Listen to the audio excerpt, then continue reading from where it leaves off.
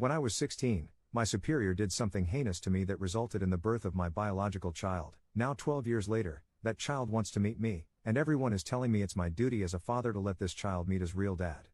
Posted by a deleted user in 2025. When I, 28M, was 16, I was groomed and later SA'd, by today's standards, by my manager, 23F at the time. She became pregnant. Now, that child has reached out to me. It has gotten to the point where they are stalking me online. The mother contacted my girlfriend, who is rightfully upset. It feels like they have taken away our sense of safety.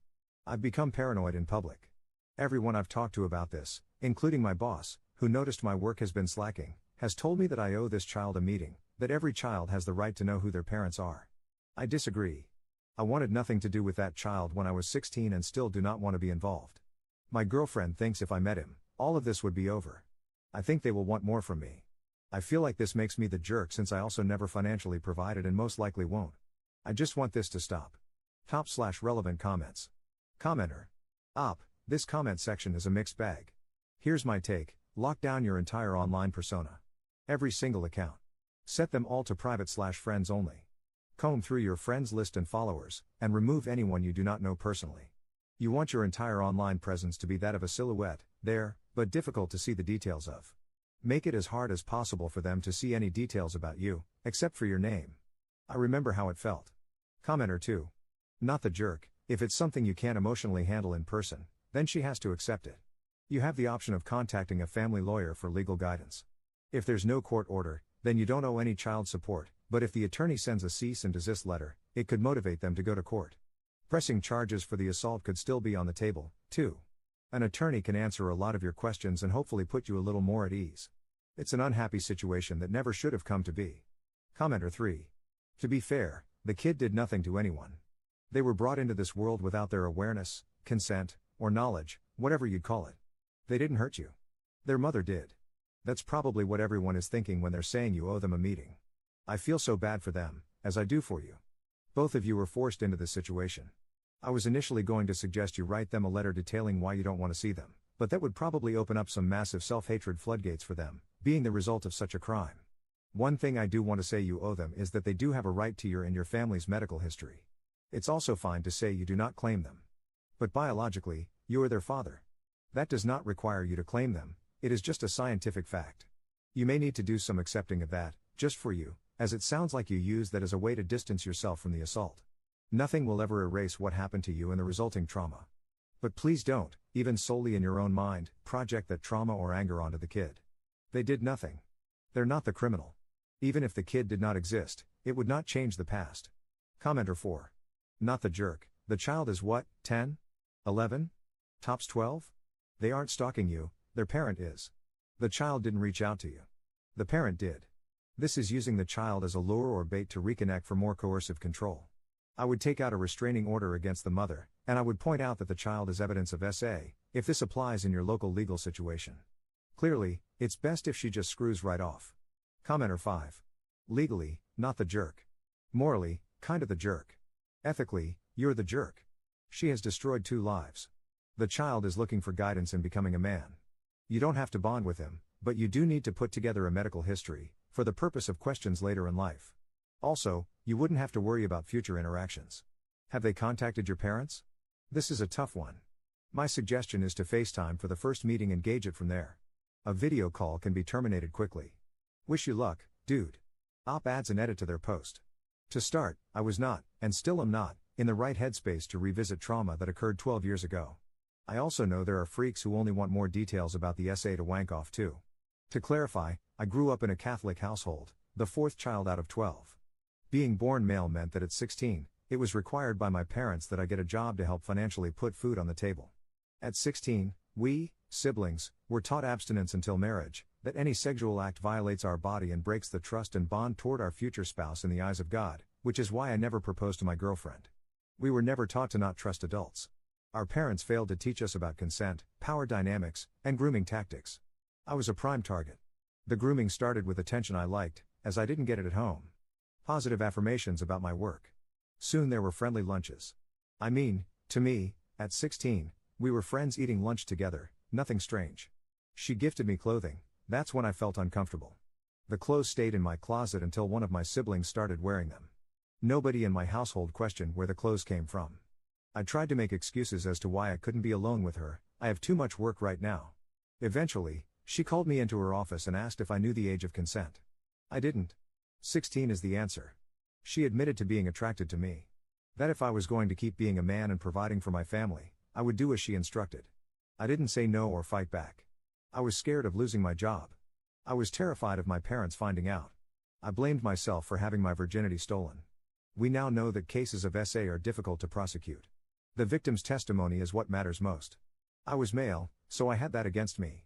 I didn't fight back or say no. Clearly, that means I wanted it, right? I wanted to brag to my peers. What peers? My siblings? Other children that attended the church?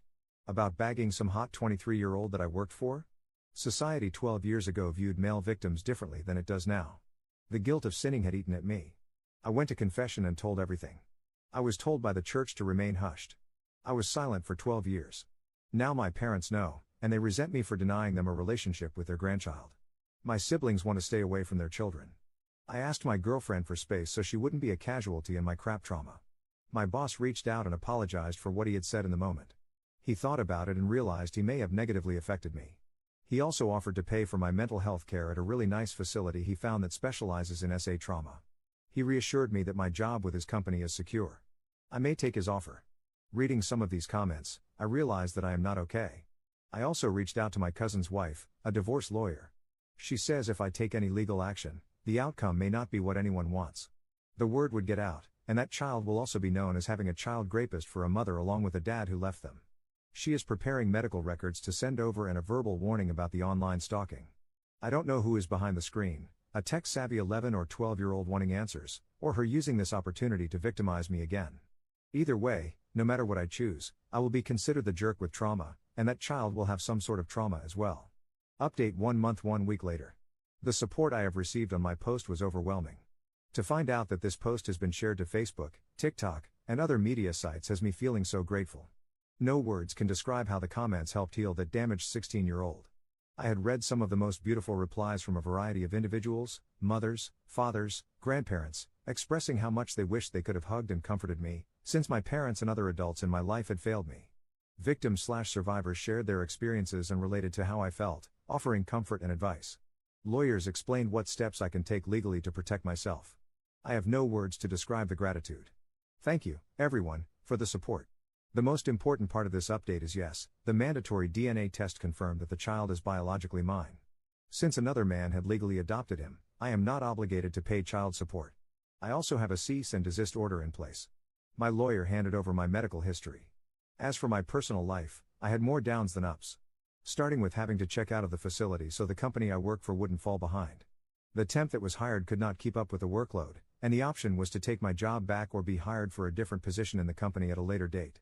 I still attend therapy sessions and found a therapist that I trust. My girlfriend is now an ex. She ended the relationship because she couldn't watch me self-destruct. I don't blame her. She is doing well, and her new boyfriend treats her great. I wish them the best. Since she left, I was able to downgrade my 2-bedroom to a 1-bedroom. The apartment manager was very helpful and understanding. He even waived the pet fee since I also got a dog. She was found around the office and became the office dog before I took her home. We named her Tuna Can, and she is always welcome at the office for work. I am happy to have her as my companion. This is the rougher part of the update. My mother took it upon herself to trick me into seeing her at a restaurant, where she happened to invite the child as well. I walked out. I had made it clear in my letter that I sent with my medical history that I didn't want a relationship and listed my reasons. I explained that his existence is my trauma. I stated that I was not his dad and that I choose not to be. The man who adopted him is, and he's doing a great job. Since she did this, I cut my parents from my life. I do not need toxicity while I work on my mental and spiritual health. Top/relevant comments. Commenter. I'm so sorry your mom is another predatory woman in your life. I'm so sorry this was put upon you at such a young age. I am proud of you, as a woman who could be old enough to be your mother, for sharing your medical history with the innocent child and for prioritizing your therapy. So if you take one thing away from this, please take this: you are more than what happened to you. You deserve more than what was shown to you. And I wish I could give you a giant mom hug right now. This took bravery and strength, and I hope one day you feel like you fully get your agency back, where people stop deciding things on your behalf. It's your turn for happiness now, and I hope it finds you soon. Commenter 2. The lawyer should give the child a letter that explains Op's version of events. Because it sounds like the bio mom and Op's own mother aren't admitting that what happened was SA. The child is 10 to 13 years old, which is a brutal time to learn this.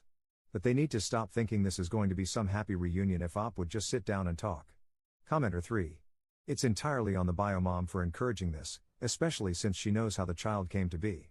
Adult adoptees are warned repeatedly that if they decide to go looking for their birth parents, their stories may not be happy ones. They need to be ready to hear they are the products of assault, of incest, of abuse. It's a heavy burden and one that the person needs to be emotionally mature and prepared enough to handle. Throwing a 12-year-old at the Op is cruel to both of them. She's clearly an awful parent in addition to being an all-around awful person. That kid is going to eventually learn what happened, and the rapist mother will hopefully get everything she deserves as a result.